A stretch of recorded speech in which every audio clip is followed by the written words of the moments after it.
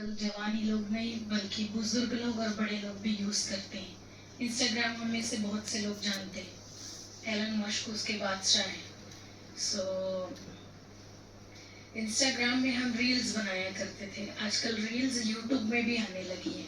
कितने लोग रील्स को जानते हैं? रील्स जानते हैं हम लोग।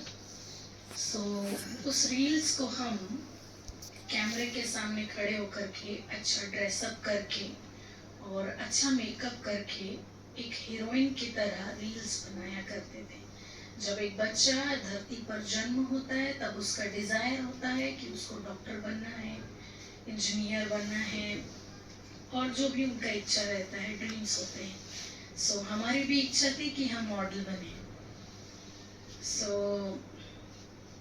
ऐसा होने के से और फोन में हम एक गेम खेला करते थे, फ्री फायर नाम का, जो जवान लोग खेला करते हैं। पबजी और फ्री फायर 2 गेम होते हैं, जिनमें से फ्री फायर नाम का एक गेम हम खेला करते थे।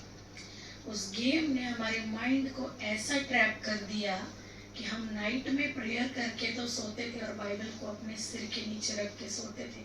वो भी इसलिए कि रात में भूत के सपने नहीं आना चाहिए। और मॉर्निंग में बेड से उतरने से पहले ही हम फोन पकड़ के उस गेम को खेलना शुरू कर देते थे। रील्स कोविड के बाद हमारा लाइफ बन गया था।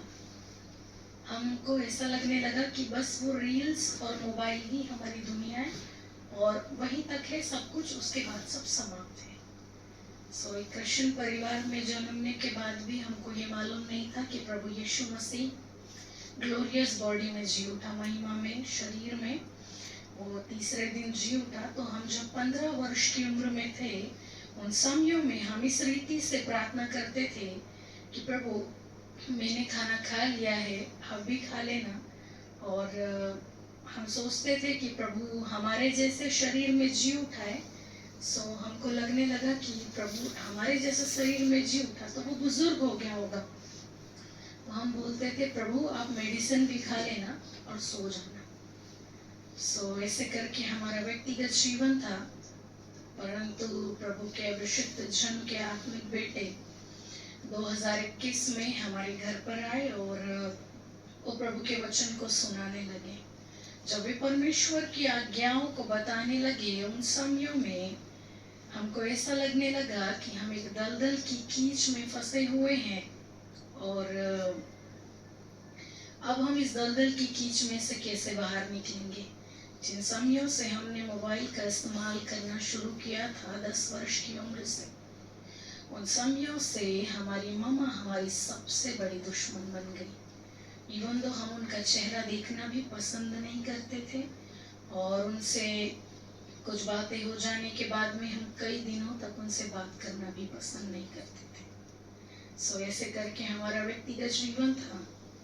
परंतु जब एक दास हमारे घर पर आए और वो प्रभु के वचन को सुनाने लगे। 17 जुलाई 2021 को हमारे कजन के घर पर एक ऐसे ही प्रेयर मीटिंग था और उस प्रेयर मीटिंग में जब हम गए तो वहां पर हमारी 2 बहनों को पवित्र आत्मा मिला। मेन लाइन चर्च से आते हैं तो नहीं जान पाते कि पवित्र आत्मा कैसे प्राप्त होता है। परंतु पवित्र आत्मा को प्राप्त करने के पहले किसी व्यक्ति से सुना था कि लोग पवित्र आत्मा को पाते तो हैं परंतु उसकी इच्छा के अनुसार जीवन को व्यतीत नहीं करते और पवित्र आत्मा को एक अलमीरम में बंद करके रख देते हैं और पवित्र आत्मा एक कोने में बैठ करके रोते रहता है। 17 जुलाई 2021 को जब हमारी 2 बहनों को पवित्र आत्मा मिला और वर्शिप खत्म होने के बाद जब हमको मालूम चला कि हमारी 2 बहनों को पवित्र आत्मा मिला है, हम उन समयों के बाद से फूट के रोने लगे और मैक्सिमम 1 से 1.5 घंटे के समय तक हम कंटिन्यूसली रोते रहे कि प्रभु उनको पवित्र आत्मा मिला और हमको क्यों नहीं मिला। हम अज्ञान थे, उतनी शिक्षाएं और उतनी बातें हमको नहीं थी। लास्ट में एक वर्शिप सॉन्ग हुआ और उसमें खुदा ने अपना आत्मा हमको दे दिया। Praise the Lord. जिस दिन हमको पवित्र आत्मा मिला उसके सेकेंड डे से हमने अपने फ्रेंड्स को मैसेज करना शुरू किया कि हमारे जीसस ने हमको एक गिफ्ट दिया है।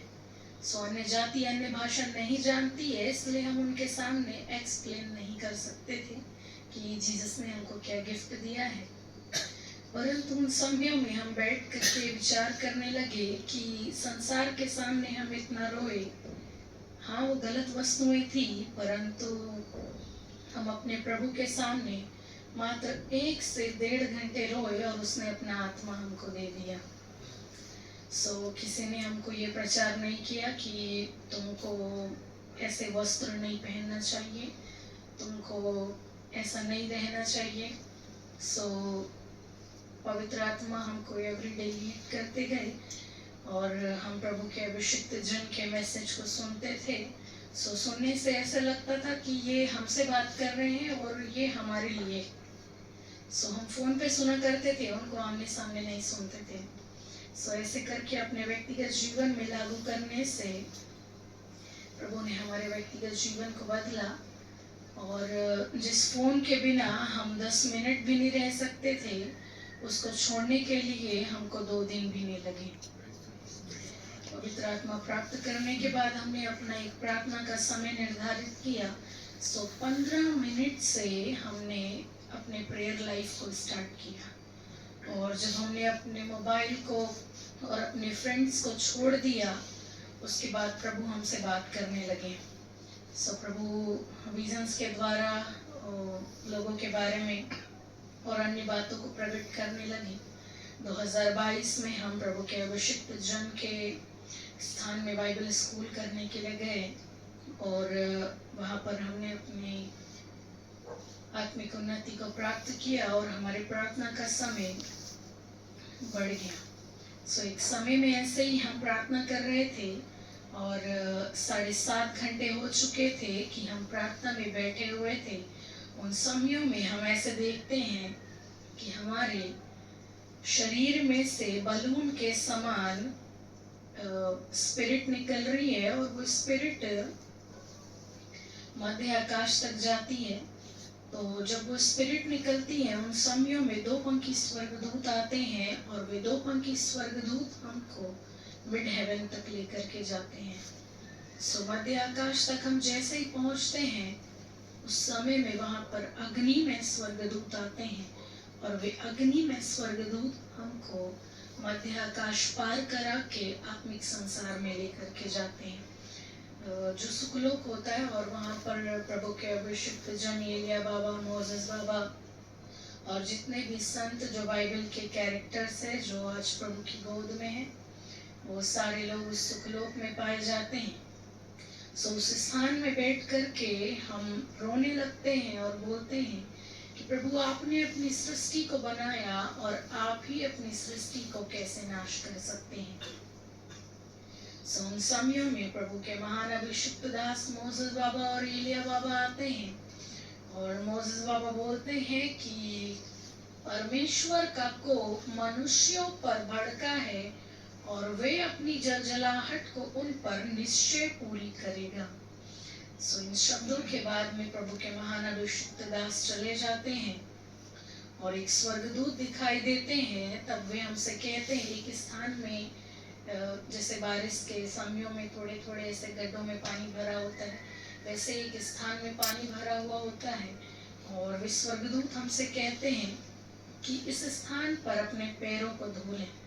जैसे ही हम अपने पैरों को उस स्थान पर धोते हैं, हम अपने आप को हल्का महसूस करते हैं और हम अपने आप में ये पाते हैं कि हमने अपना अस्तित्व खो दिया है। जिन समयों में हम अपने आप को, अपना अस्तित्व खो दिया है, इस रूप में पाते हैं, तो प्रभु के 6 पंखी स्वर्गदूत हमारे निकट आते हैं और वे हमको स्वर्ग में लेकर के जाते हैं। जब हम स्वर्ग में जाते हैं, उस समय में हमको एक कमरे में लेकर के जाया जाता है और उस कमरे में जाने के बाद में वहाँ पर बहुत से वस्त्र रखे होते हैं। जैसे ये चेयर सिस्टमैटिक रखी हुई है, ऐसे ही बहुत से वस्त्र सजे सजाए उस कमरे में रखे हुए होते हैं। तब एक स्वर्गदूत हमारे निकट ट्रे में एक सजा सजाया हुआ वस्त्र लेकर के हमारे निकट आते हैं। जब हम उस वस्त्र की ओर दृष्टि करते हैं तो हम अपने आप की ओर देखते हैं, तो हमने पहले से ही एक वस्त्र को धारण किया हुआ है, परंतु वो वस्त्र हमारे वस्त्र से हाई क्वालिटी का वस्त्र है। सो उस वस्त्र को जब हम धारण करते हैं, उसके बाद हम प्रभु के सिंहासन की ओर जाते हैं। जब हम प्रभु के सिंहासन की ओर जाते हैं, उन समयों में हम प्रभु के सिंहासन से मैक्सिमम 1 से 1.5 किलोमीटर की दूरी में होते हैं, और प्रभु के चेहरे से एक बिजली के समान रोशनियां निकल रही होती है। हम उस बिजली के समान रोशनी वाले चेहरे को देखते हैं, तो कुछ समय पश्चात वो चेहरे से जो रोशनी निकल रही होती है, वो रोशनी कम होने लगती है और प्रभु का चेहरा दिखाई देने लगता है। जब हम प्रभु के चेहरे की ओर दृष्टि करते हैं तो उनकी आंखों से मोती के समान आंसू बह रहे होते हैं। कुछ समय पश्चात वो तेज फिर से आ जाता है और हम बहुत प्रयास करते हैं कि उस तेज में हम उनके उस चेहरे को देख पाए, परंतु हम उनके उस चेहरे को नहीं देख पाते हैं।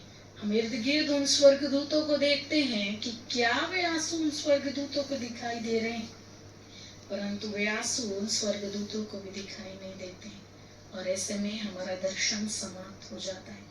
अनुभव बहुत से है, परंतु मनुष्यों के सामने प्रकट करने के लिए यह अनुभव काफी है। प्रभु आप सबों को बहुत आशीष दे।